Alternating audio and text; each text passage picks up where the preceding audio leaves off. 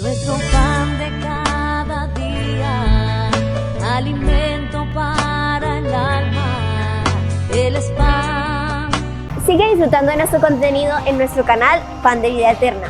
Apóyanos suscribiéndote, dándole like, compartiendo para que este mensaje sea de bendición y llegue a muchas personas en el mundo. Hermanos, gracias por esperar.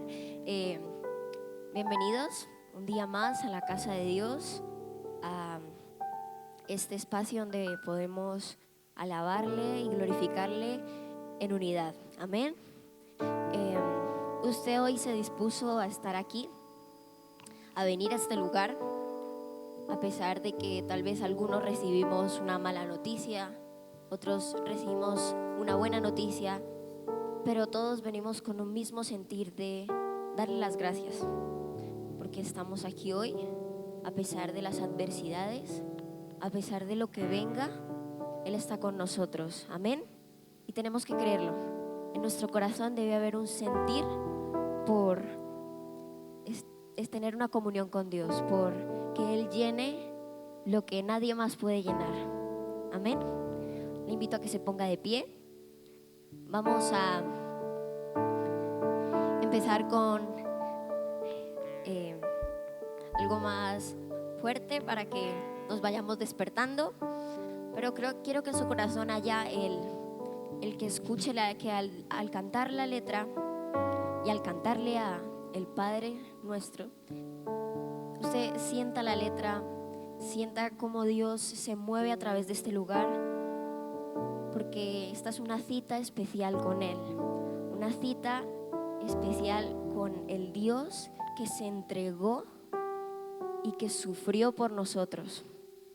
Entonces yo le invito a que con toda la disposición, con toda la alegría, empecemos a adorarle al Dios omnipotente. Amén.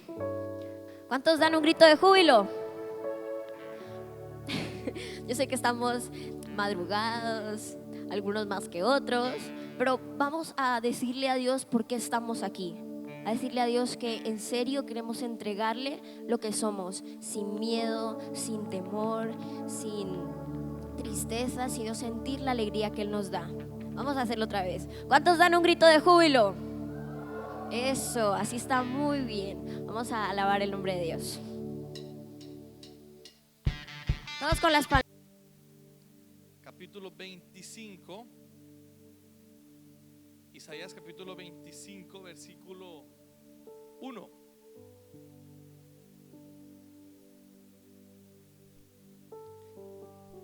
Damos gracias a Dios porque en medio de la crisis Dios nos ha guardado y nos ha bendecido. Amén. Estaba leyendo un artículo que decía que Colombia es el quinto país del mundo con más contagios, lo que me permite pensar en lo grave de la situación, pero también en la presencia de Dios guardándonos. Lo que me pone a pensar que no ha sido fácil, pero que Dios nos ha ayudado, y es algo extraordinario. ¿Alaba usted al Señor por eso? Isaías capítulo 25, versículo 1, dice la Biblia: Jehová, tú eres mi Dios, te exaltaré, alabaré tu nombre, porque has hecho maravillas. Tus consejos antiguos son verdad y firmeza. Amén. ¿Cuántos alaban al Señor? ¿Por qué alaba usted al Señor? El profeta Isaías dice: porque Dios ha hecho maravillas. Por eso él alaba al Señor, porque ha hecho maravillas. Pero el versículo me genera una pregunta a mi corazón: ¿y si no las hiciera? ¿Y si no estuvieran presentes las maravillas de Dios? Si no tuviéramos de Dios lo que anhelamos, lo que le pedimos, ¿les seguiríamos alabando? De las primeras cosas que uno se enamora cuando llega al evangelio es de la alabanza. La cantidad de ritmos, la música, el mensaje, toca nuestros sentidos, nuestros gustos, y nos llama la atención y comenzamos a aprendernos himnos, coros. Con algunos de ellos nos identificamos, algunos nos hacen llorar, otros nos quebrantan. Tenemos experiencias especiales con la alabanza, pero esta surge o tiene más sentido cuando vemos las maravillas de Dios. Entonces hay una motivación especial que nos impulsa a reconocer a Dios por lo que es y por lo que está haciendo. Entonces cantamos con mayor motivación. Uno se puede dar cuenta incluso en la congregación cuando hay alabanza. Algunos lo hacen con un gozo, con una alegría, con una disposición. Y es porque de repente en la semana recibieron alguna bendición, porque recibieron alguna respuesta. Otros no tanto, otros más apagados. Entonces uno se puede dar cuenta que está pasando por un momento crítico, difícil, y por eso no está alabando a Dios como otros. ¿Sí? En la alabanza hay risa, hay alegría, hay celebración. Y Isaías está diciendo: wow, Señor, yo te alabo por tus maravillas. Pero cuando miramos el contexto y lo que sigue adelante, nos damos cuenta que las maravillas de Dios, como quisiéramos verlas, no están tan presentes. Bien que dice el versículo 2: porque convertiste la ciudad en montón, la ciudad fortificada en ruinas, al alcázar de los extraños, para que no sea ciudad ni nunca más sea reedificada. Por eso te dará gloria el pueblo fuerte, te temerá la ciudad de gente robusta. ¿A qué ciudad se está refiriendo? Parece una palabra de juicio. Y mire cómo hay un versículo que habla de la alabanza, inmediatamente después hay una palabra de juicio. Pudiéramos pensar, él está hablando de las ciudades que se enfrentaron y lastimaron y dañaron el pueblo de Dios. Uno pudiera decir eso, pero es algo que el profeta está observando en el futuro, porque él no vivió eso. No lo está diciendo a alguien como Esdras o como Nehemías, que pudieron ver el fin del cautiverio y pudieron celebrar que ese momento de oprobio se había acabado. No, está diciéndolo Isaías, mucho antes del cautiverio. ¿Por qué está alabando a Dios? Porque él está completamente seguro que a pesar de que venga el día de la prueba, siempre de Dios tendrá la victoria. Siempre de Dios vendrá la bendición. La alabanza es evidencia de un avivamiento. Cuando hay avivamiento, hay respuesta, hay alabanza. Y entonces cuando no hay avivamiento, no hay alabanza. O más bien, cuando no hay alabanza, significa que no hay avivamiento. Y hay muchas cosas que se especulan acerca de lo que es avivamiento. Muchos dicen que avivamiento es tener un templo lleno de gente, y pudiera que sí, pero hoy los templos no se pueden llenar. Muchos hablan de que el avivamiento es cuando hay recursos, respuestas, milagros, bendición. Y cuando no, pensamos que nuestra vida está en avivamiento cuando estamos tocando el cielo con las manos, cuando estamos en momentos gloriosos. Estoy en avivamiento.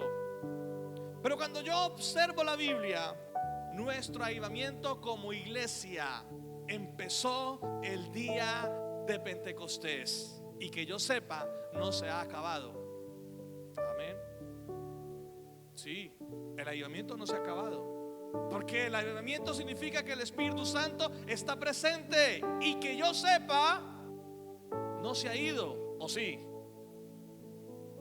Si yo me confundía cuando estaba empezando el evangelio, y eso me causó cierto conflicto, que ya le resolví, pero me sigue causando curiosidad. Como en momentos de administración fuerte, algunos dicen: bienvenido Espíritu Santo. Y decía bienvenido, luego se había ido y volvió, fue por un mandado y regresó. Allá un pastor en Neiva que tenía, o tiene, no sé si lo dirá aún, esa muletilla: bienvenido Espíritu Santo, bienvenido a este momento. Y bienvenido, pero bienvenido usted que acabó de llegar, pero el Espíritu Santo, que yo sepa, no se ha ido. Por lo tanto, el avivamiento está presente, porque está presente la alabanza en nuestros labios, porque está presente la exaltación y el engrandecimiento de nuestro Dios con nuestra actitud de alabanza y de exaltación. Amén. Miremos por un momento otro argumento del contexto, capítulo 24, versículo 23. Y ya nos damos cuenta que el profeta Isaías no solamente habla del cautiverio, del juicio, de lo que pasará después del juicio, sino que nos habla de algo mucho más adelante. La luna se avergonzará, el sol se confundirá, cuando Jehová de los ejércitos reine en el monte de Sión y delante de sus ancianos sea glorioso. ¿Hacia dónde tenía su mirada Isaías? Él tenía una visión bastante adelantada.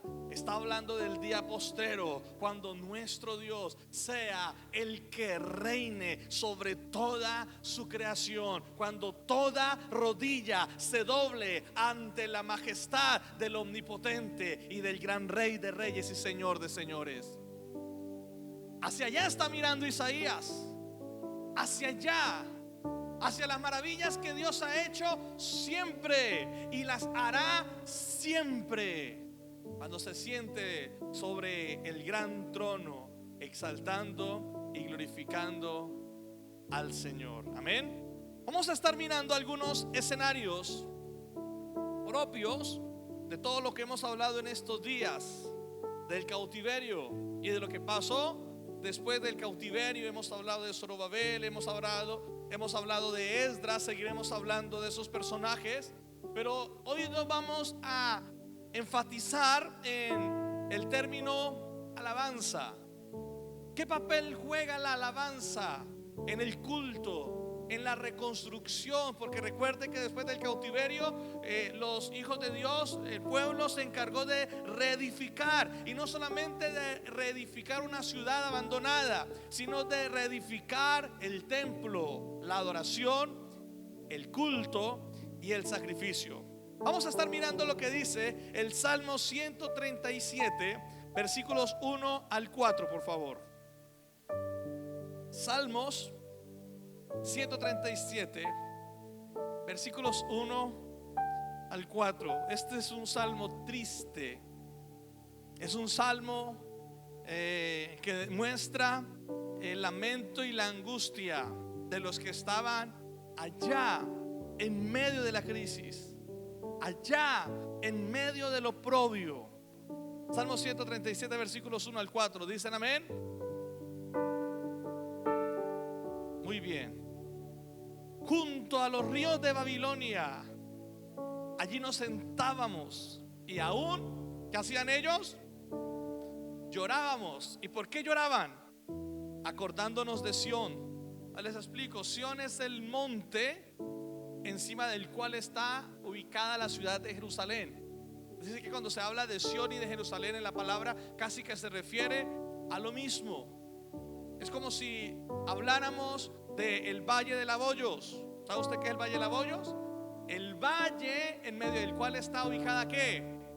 La ciudad de Pitalito. Es decir, que cuando se habla del Valle de Laboyos y de Pitalito, estamos refiriéndonos a lo mismo. Cuando en la Biblia se habla de Sión, del monte de Sión y de Jerusalén, estamos hablando de lo mismo. Y dice la Biblia, acordándonos de Sión, llorábamos acordándonos de Sión. Versículo 2, sobre los sauces, en medio de ella, colgamos nuestras arpas.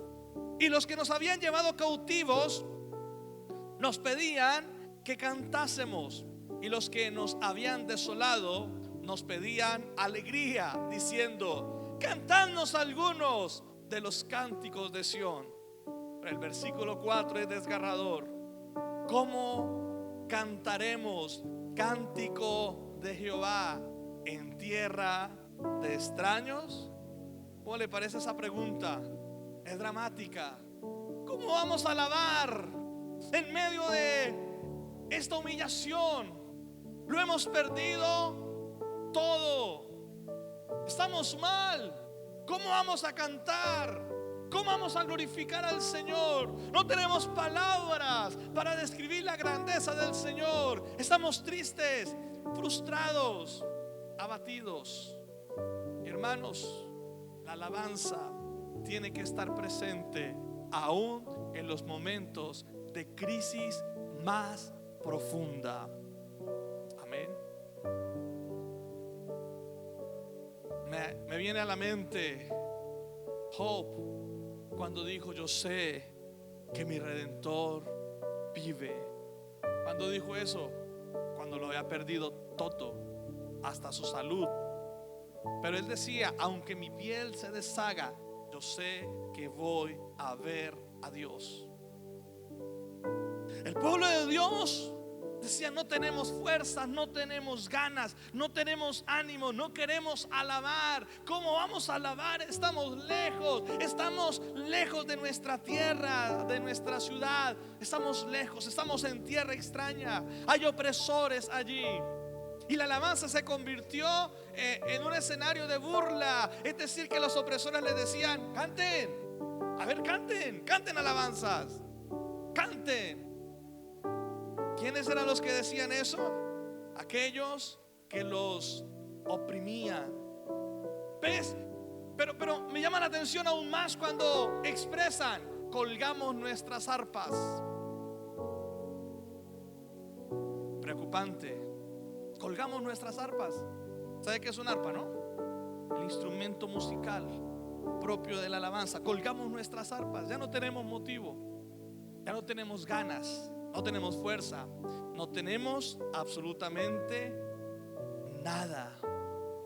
Pero aún así, Dios quiere escuchar la alabanza de su pueblo. Dios tocaba a los impíos allí para que su pueblo no dejara de alabar. Alaben, canten, celebren. ¿Cómo vamos a hacerlo? No tenemos motivos de alegría. Cuando uno está en un momento de crisis, de duelo, de angustia, me ha pasado a mí, uno anda por la calle y mira a la gente reírse. Bueno, hoy no se puede ver a nadie reírse, ¿no? Yo no sé si usted está contento, está triste, está feliz. Pero uno mira a la gente reírse y uno dice: pero ¿por qué se ríen? Yo no tengo motivos para reírme. ¿De qué se carcajean?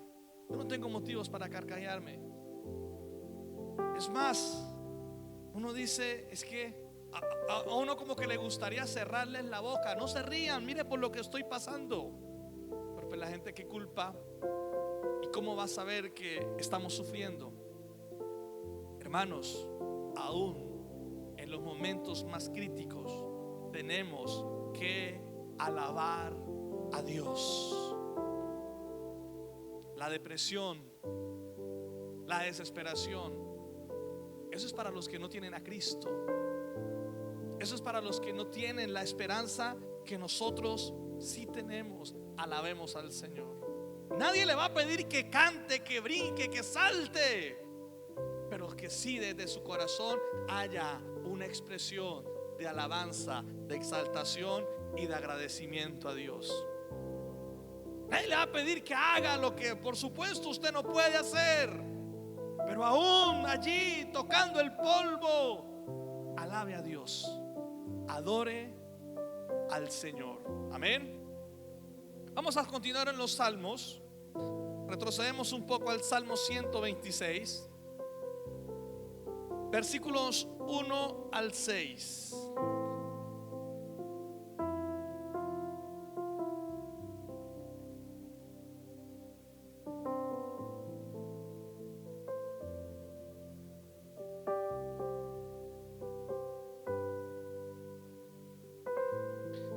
Dicen amén.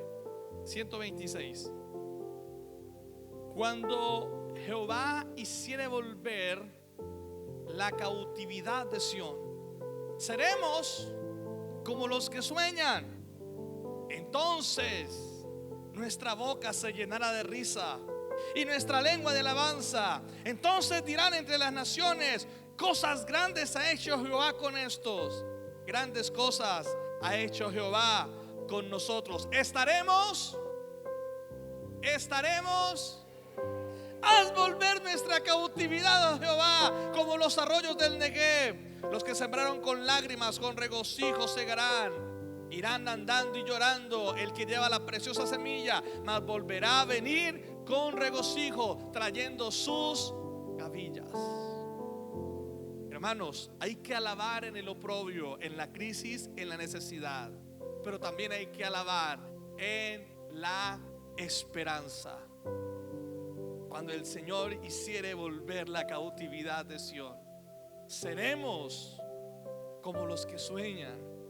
Algunas versiones lo hablan en tiempo presente. Cuando el Señor nos hizo volver de nuestra cautividad, nos parecía un sueño, dice la Nueva Traducción Viviente, y también la traducción del lenguaje actual, como en tiempo presente. Estamos como en un sueño, no podíamos creerlo.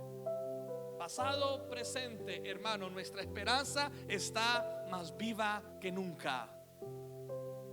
Alabemos en la esperanza. Adoremos al Señor en la esperanza de que Él se va a glorificar. Él ha prometido liberarnos, Él ha prometido sanarnos, Él ha prometido ayudarnos, Él ha prometido levantarnos. En la esperanza tenemos que refugiarnos para que nuestra alabanza siga viva. Por eso decía Job, lo mencioné hace un momento: voy a ver a Dios, aunque esta mi piel, porque tenía lepra, se me caiga, se deshaga, aunque me muera, yo sé que voy a ver a Dios. Y el salmista está comparando el oprobio del cautiverio como el agricultor. El agricultor que va poniendo cada semilla en su lugar, que siembra, que riega, que cuida, pero que un día va a recoger con júbilo el fruto de su trabajo. Esperanza. Hay esperanza, mis hermanos. Esta semana aprendí algo, escuchando a un predicador muy reconocido, hablando algo acerca de Estados Unidos. La iglesia en Estados Unidos está asustada porque hay elecciones en poco más de un mes. El presidente actual es un defensor de la iglesia y es posible que ya no sea más presidente. Es posible. Entonces están orando, están clamando, están pidiendo perdón, están preocupados. Están preocupados.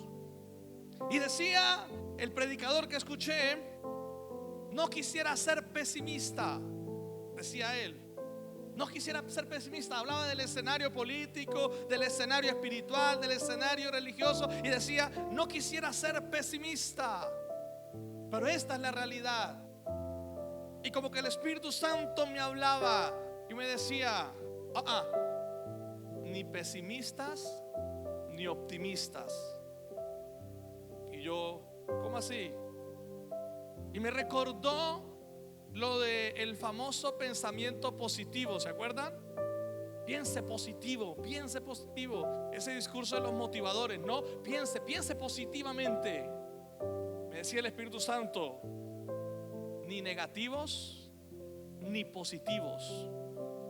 No estamos para ser optimistas o pesimistas, ni positivos y negativos. Estamos para esperar siempre la mejor respuesta de nuestro Dios.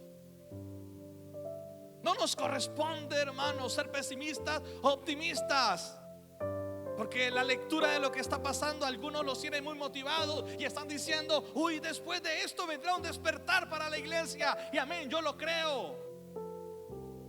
Pero hay algunos que dicen, no, vienen momentos difíciles, peores, complicados.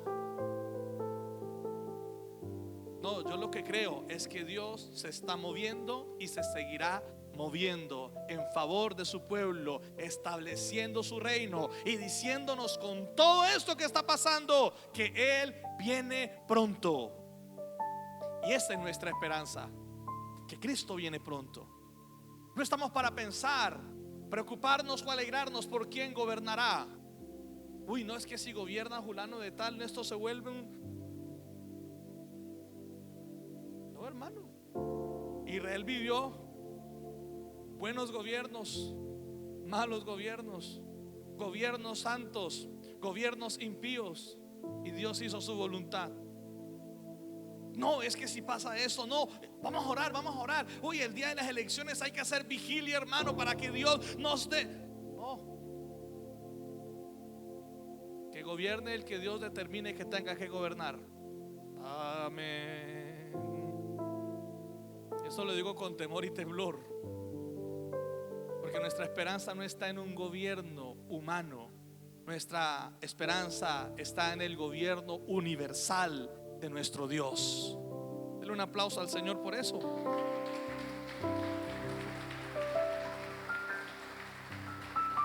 Esa es nuestra esperanza, el gobierno universal de nuestro Dios.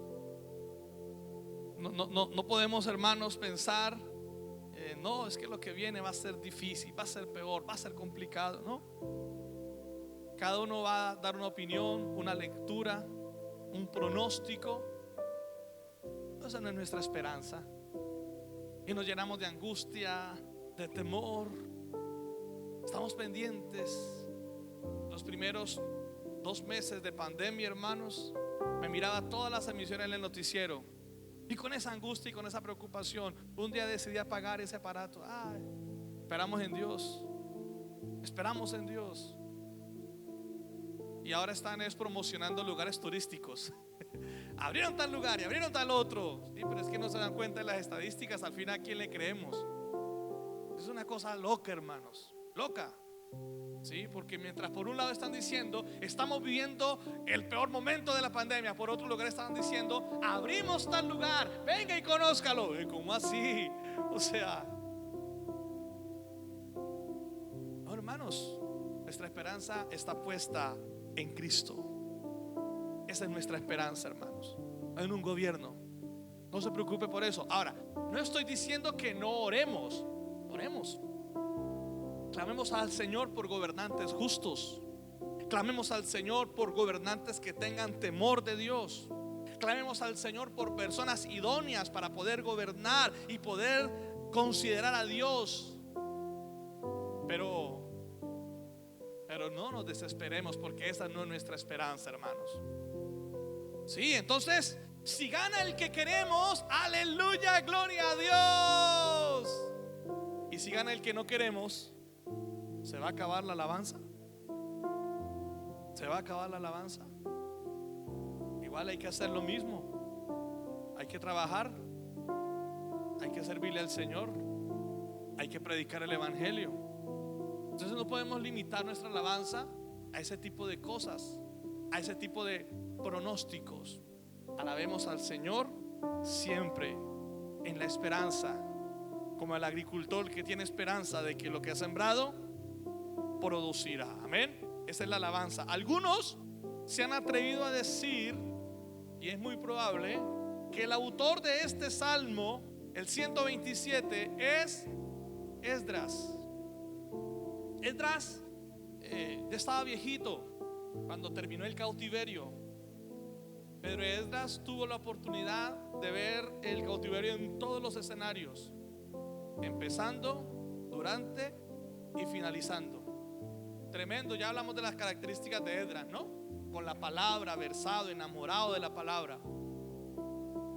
Por ese trasegar de Esdras, algunos atribuyen a Esdras la autoría de este salmo, del Salmo 127. Hablemos de Esdras. Esdras capítulo 3, versículo 11. Debemos pensar o decir, que Esdras estuvo antes, durante y después del cautiverio, aunque su influencia ministerial, ¿dónde se marcó más? Al finalizar el cautiverio, con la reconstrucción del templo, pero también del culto. ¿Ya encontró Esdras? Porque a mí se me perdió. Ya lo encontré. Esdras capítulo 3 versículo 11.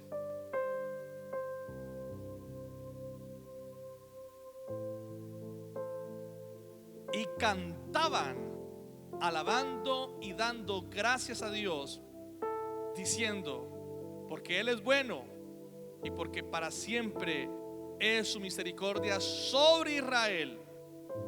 Y todo el mundo aclamaba con gran júbilo, alabando a Jehová, porque se echaban los cimientos de la casa de Jehová. Y muchos de los sacerdotes, de los levitas y de los jefes de las casas paternas, ancianos que habían visto la primera casa, ahí estaban algunos de ellos, viendo echar los cimientos de esta casa, lloraban en alta voz, mientras muchos otros daban grandes gritos de alegría. Y no podía distinguir el pueblo el clamor de los gritos de alegría de la voz de lloro, porque clamaba el pueblo con gran júbilo y se oía el ruido hasta de lejos. Tremenda alabanza, hermanos. ¿Cuándo fue esta alabanza? Cuando vieron el cumplimiento de la promesa, ya en su amada Jerusalén, ya en su templo, ya celebrando al Señor, ya viendo lo que Dios estaba haciendo, las maravillas que había prometido muchos años antes el profeta Isaías, ya se estaban dejando ver. Y el pueblo estaba alabando. Tres escenarios: en la crisis, en la esperanza, pero también en el cumplimiento de las promesas de nuestro Dios. Quiero terminar con Hebreos capítulo 13. Hebreos capítulo 13 versículo 8.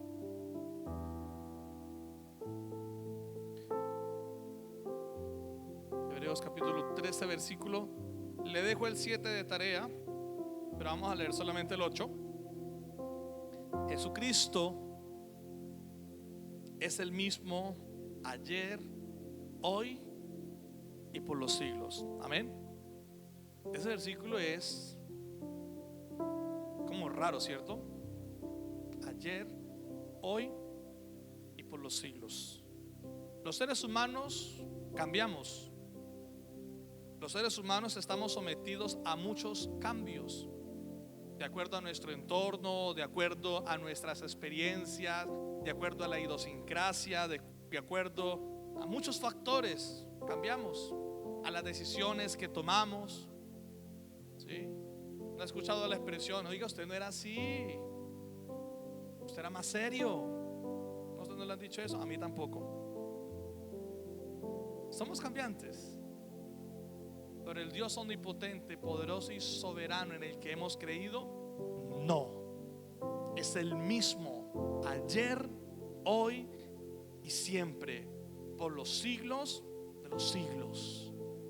El mismo. Es el mismo en la alegría. Señor, qué bendición. Gracias por darme lo que tanto te pedí. Pero también es el mismo en el oprobio. Señor, pero ¿por qué me lo quitaste? ¿Por qué perdí? ¿Por qué si tanto te rogué? Pero es el mismo también en la esperanza. Yo sé que mi Redentor vive siempre. Alabemos al Señor.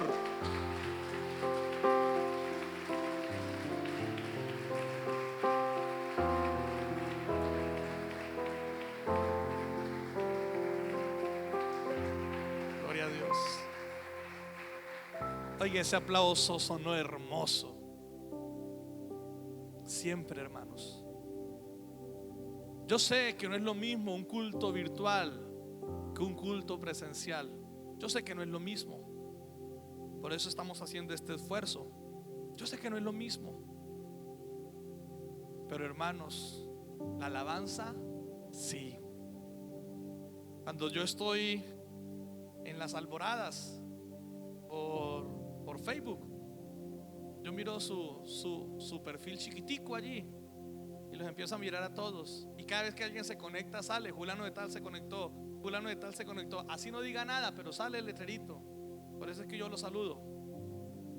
Y hermano, usted no se imagina las ganas que me dan a mí de estar allí con usted y poderle ministrar. Yo se lo he dicho, me dan ganas de meter la mano en el celular y poderle ministrar.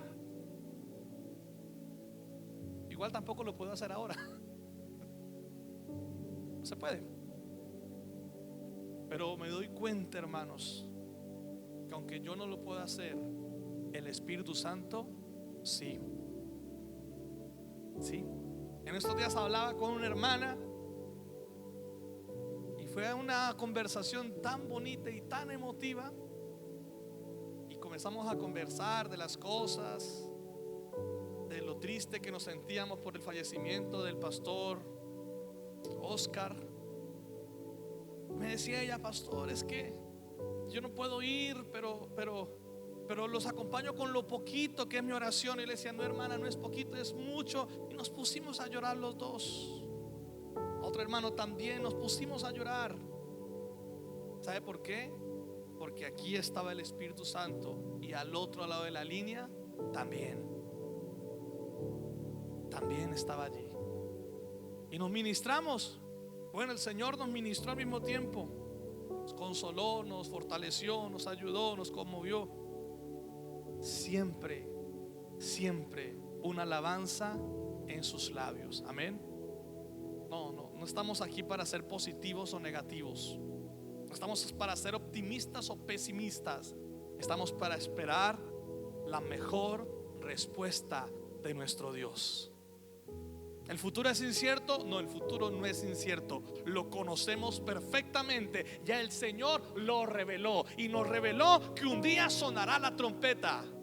Cuando dicen los medios de comunicación el futuro es incierto y nadie sabe lo que va a pasar, yo sí sé lo que va a pasar: que un día sonará la trompeta y los muertos en Cristo resucitarán primero. Eso es más que seguro. Eso sí va a pasar.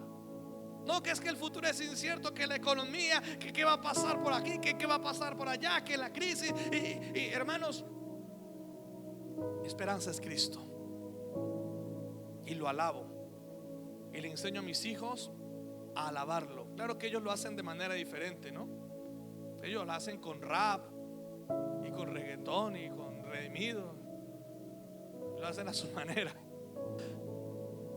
Pero les enseño a alabar al Señor. Enseña a sus hijos a alabar al Señor.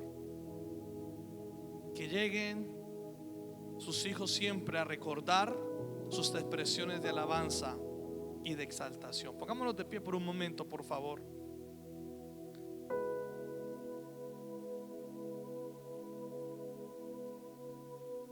Después de una predicación así, ¿qué vamos a hacer? Vamos a lamentarnos. Ay, hermano, yo no sé qué vamos a hacer. Vamos a entristecernos. ¿Qué vamos a hacer? La Biblia dice que tenemos que darle gracias a Dios por todo. Pero también dice que los que aman a Dios, todas las cosas les ayudan a bien. ¿Cómo parafraseo yo ese versículo? Lo que hoy nos hace llorar, mañana nos va a hacer reír. ¿Duro? ¿Sí? Duro. Alguna vez yo estaba predicando aquí mismo y estaba hablando yo de la restitución hace tiempos. Y dije yo esta palabra: Dios siempre da restitución, sin importar lo que perdamos. Por allá una hermanita dijo: pero la pérdida de un hijo no. Y yo no le contesté porque ya iba a acabar el culto. Si la Biblia dice que Dios restituye todo, es porque Dios restituye todo, hermanos. Todo. Él lo restituye. Si yo digo que no puede restituir algo, estaría diciendo que no es todopoderoso. Y es todopoderoso, hermanos. Él restituye, no importa lo que perdamos, no importa lo que nos lamentemos, Él está presente. Cierre sus ojos y dele gracias a Dios. Te damos gracias, Dios de amor, por tu presencia, por tu bendición, por tu abrazo y misericordia. Gracias, oh Rey de gran gloria y majestad, por estar en medio de nosotros, por estar en medio de tu pueblo, por estar en medio, Señor, de tus hijos que tú redimiste, amado Jesús, con tu sangre preciosa. Pensemos por un momento en esa sangre que fue derramada en la cruz por nuestra salvación. Pensemos por un momento en ese sacrificio expiatorio de nuestro amado Jesucristo por darnos la vida eterna. Él lo hizo. Se sometió al dolor más fuerte que cualquier ser humano pueda tener para salvarnos. Después de estar sentado en su trono, Él vino al mundo, se hizo hombre y se sometió a las mismas necesidades suyas y mías: al hambre, al dolor, a la sed, al cansancio, a la enfermedad y también a la muerte. Se enfrentó a lo que tanto le tememos para salvarnos, para escribir con su sangre, con su puño y letra en el libro de la vida nuestros nombres, y para darnos la bendita esperanza de que cielo y tierra pasarán, pero su palabra no pasará. Muchas, pero muchas gracias por estar aquí, por seguirnos, por acompañarnos en este paso a paso que ha sido este tiempo de crisis mundial en el que hemos visto la gloria, misericordia y fidelidad de Dios. Hoy le damos gracias al Señor por permitirnos nuevamente desde la casa, desde el templo, poder llevar este mensaje a cada casa, a cada familia y a cada hogar. Que Dios los bendiga. Gracias por estar ahí en familia, siguiendo este servicio. Recuerde que hay una línea de WhatsApp si se quiere poner en contacto con nosotros para una ayuda espiritual, para peticiones de oración. Y nos vemos la próxima con más Nuestro Pan de Vida. Que Dios les bendiga. Jesús.